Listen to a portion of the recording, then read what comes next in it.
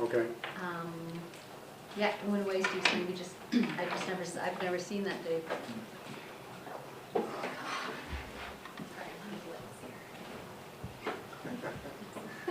Oh, the legs, All the yeah. legs.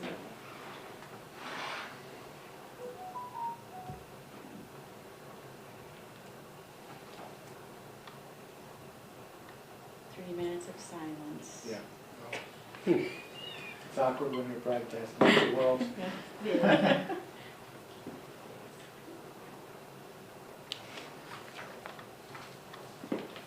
Steve heard the weather was in the south. I heard. Heard that?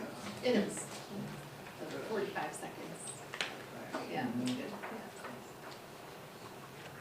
We do have a copy if anyone wants. Lisa, you want to look at the program studies? Thank you. We'll put it in between.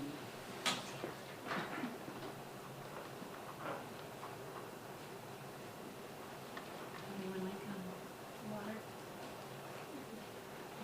This one's gonna not be a 2-hour meeting, so. Sure.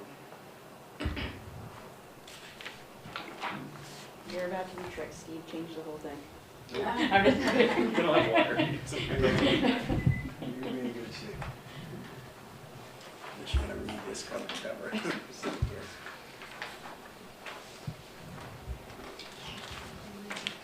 First part will be familiar to all. Mhm.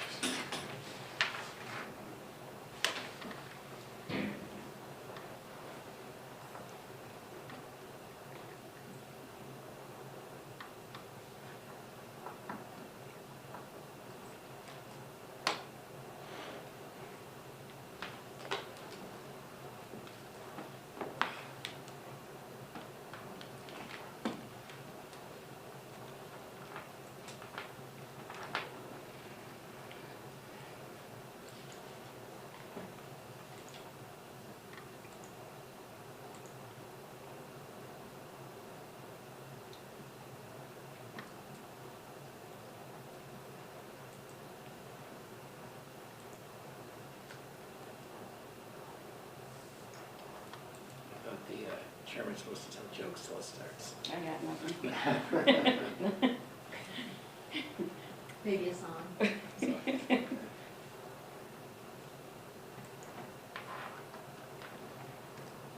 Okay. I'd like to call to order the curriculum subcommittee meeting at 5 p.m. on March 13th, 2025. I recognize Dave Sanders from Public Access is recording this meeting. Roll call to order attendance, Rich Rediker, Here. Lisa Murray here, Tim Collins absent, and then we're gonna stand for the pledge. I pledge allegiance to the flag of the United States of America and to the republic for which it stands, one nation, under God, indivisible, with liberty and justice for all.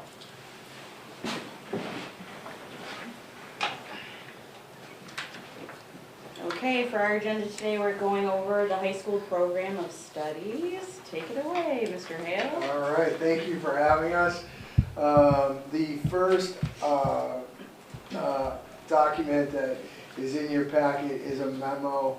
The memo really just describes our process that we go through each year on how we come up with new courses, how we analyze data to support those choices, and then really an acknowledgement of certain individuals that worked really hard on the program of studies. So Nicole Smith, who couldn't be here, Renee, Colleen Mayberry, who's our data analyst, because any change we make, we have to kind of have her take a look at it to see how it will work well with DESI's coding system. So she's a key player in this, and then Wendy Rao, my secretary, who has to put it all together. So those 4 people are really the stakeholders that make this happen, and want to acknowledge them. The we always have the full program of studies, which you have in front of you in case you want to read all 160 pages, but then for the purposes of trying to make it easy for you, we give you the substantive changes, and that's the second document. The first major change to the program of study is the defining the competency determination, which is a policy that the full committee recently approved.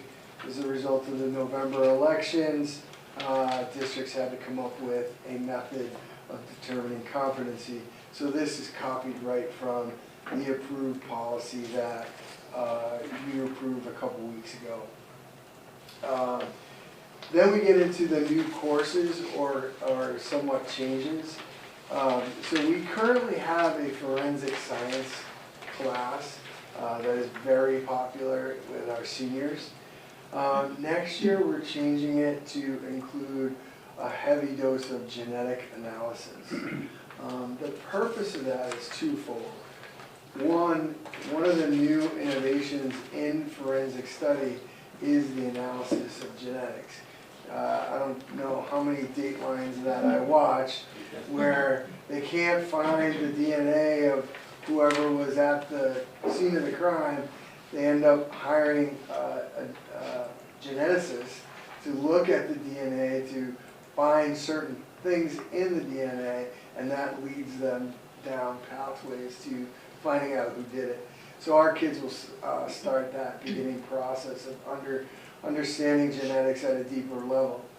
The second reason for that change is DESE provides a list of courses that they deem advanced coursework, and every year you get a grade or a rating based on advanced coursework.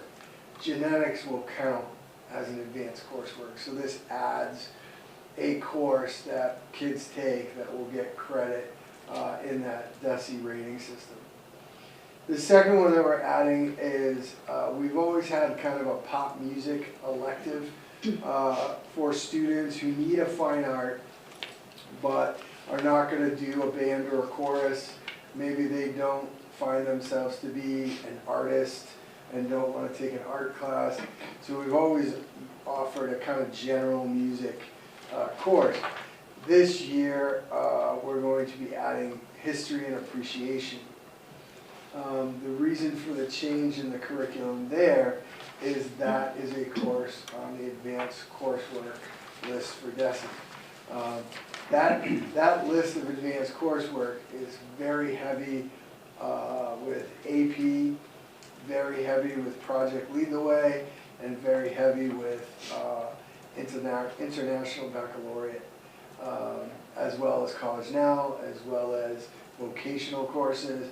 But they do list a couple specific classes that if we can take advantage of those, I think that will increase our participation rates in that area. One of the things to remember is they only look at kids in their junior and senior year. So all of our freshmen taking advanced placement human geography do not count in that rating.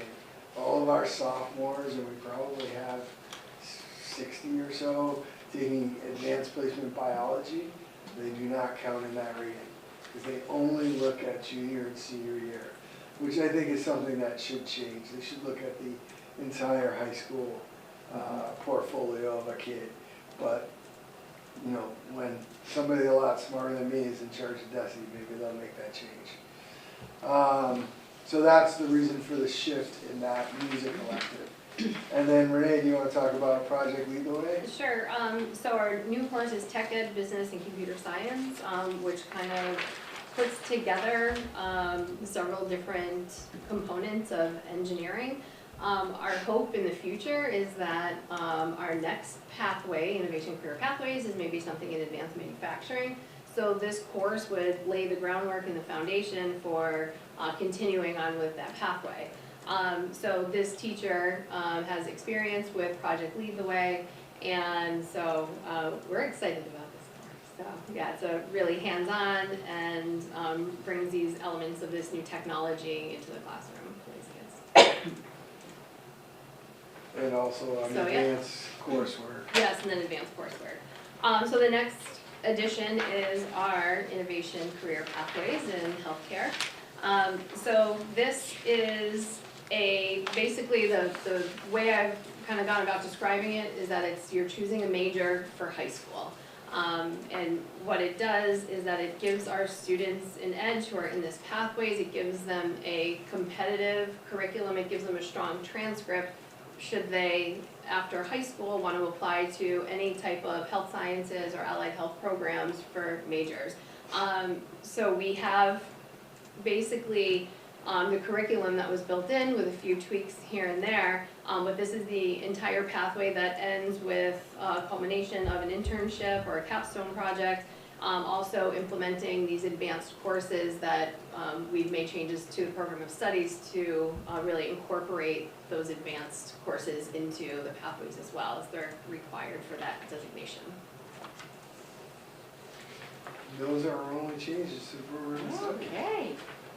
Okay. I remember when Gene Pitney and B.B. King came through these doors Yes. years ago. So now it looks like we're gonna see Bruce and maybe Bob Dylan and some Yeah, other people. I love that. Love that, Bruce. Yeah, it's exciting. And it's good for the kids to experience different genres of music. You know, when I grew up, I remember only listening to one style, so. And what style was that?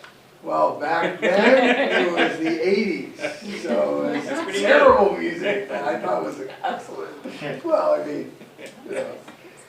There's good music, all right. That was modern stuff. So we would love to entertain a vote of support by the school subcommittee, and then if you need us to come back to the full committee, we will, or if you feel like you can share what we went over, that's fine. I feel like I can share what we went over and vote at it at the full committee, because nothing's getting taken away at the, okay. And the only thing I would say, and this is not, you know, I appreciate your course of studies and everything you do here, this is just to put on the record, is that, you know, the thing that I think should happen, not just like the school, this is like nationwide, is that even in places like India, you have to pass your curriculum of study, you have to go through 4 years, this is like almost every other country in the world, and then of that you take a high stakes test, and that's where you get your official diploma that opens up college, it opens up public service jobs and all that, and about 15% do not pass. That's 85% of the people pass, and it's a 2 or 3 day rigorous test that you study for months and months for, and it's a nationwide thing, so if you have one of these diplomas, no matter where you go in the country, you know that they know this minimum amount of accomplishments of work. They can read at this level, do science at this level, and I can't find a single country in Europe that doesn't do it, a country in, you know, almost any country that doesn't do this except our country, so it's not a minute-child thing. Right. But I do believe there should be a high-stakes test that does everybody deserve a diploma. Now, we're almost, and I see when I looked at the requirements here, you know, we have all these alternative ways for people that really can't get, kids that are, you know, have handicaps that really can't get the diploma, but the real question is, you know, see, one thing could be passing our course of studies, even if you have help by having these other ways to get through it, but then should everybody have a diploma? And as a business person, I would rather see that if somebody nationwide, if you can put this on the desk, I know you know something. But it's amazing the poor writing I get, the poor math skills I get from no matter what, because there's no consistency, there's no nothing. And even colleges are finding kids that just don't have even what they should have to get into college. So I'm just of the ilk that the country, not Minnetonka, necessarily needs it. I think we do a great job at, there should be a high stakes test that really defines everybody's learning from K to 12 nationwide. Yeah. For the record. But, considering, I think we're competing in the world. All right. I did bring one other thing. Oh, okay. So we've been hearing at the school committee meetings a little bit about shop and hands-on experiences for high school kids. And so we sat down and kind of went through our program of studies to say, what are those shops or life skill experiences that we're giving students at Minnetonka? So we categorize them in different ways. So we have our shops list, So these are things that, truly take place. Our wood tech classes take place in a shop. Our computer-aided drafting, although it's on a computer, it's a shop class. We have a tech design class that's done in our drafting room. So these are real places in our high school. And so then we moved on from there to special programs that have a high focus on life skills. So obviously our work-based learning internship program is the epitome of life skills and having that experience. We have our career readiness program where every sophomore designs a resume, goes on a mock interview, applies for a mock job, where they're getting ready to get their first probably part-time job in the summer. And then we have our Credit for Life program where the kids, the seniors, before they go on to college or career, are learning how to, what a credit score is, how to budget, how to manage in a real life simulation.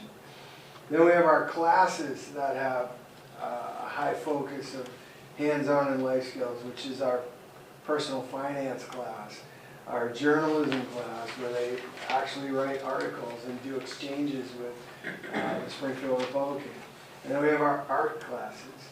So we described all of them here, but then we looked at the enrollment in each of those programs or classes, and 1,384 students had an experience in something in this packet. Now that's not... Did you say 1,382? 1,384. Okay. Now, that's not individual students, because we only have 985 here. Right. But those are student experiences, so some students may have 2 or 3 of these things. But I think it shows kind of the hands-on, shop-like experiences. It may not be like 1984, where there was a metal shop, a wood shop, but there are similarities to what our kids are experiencing, and I think digitally appropriate ways. The wood shop is still the wood shop.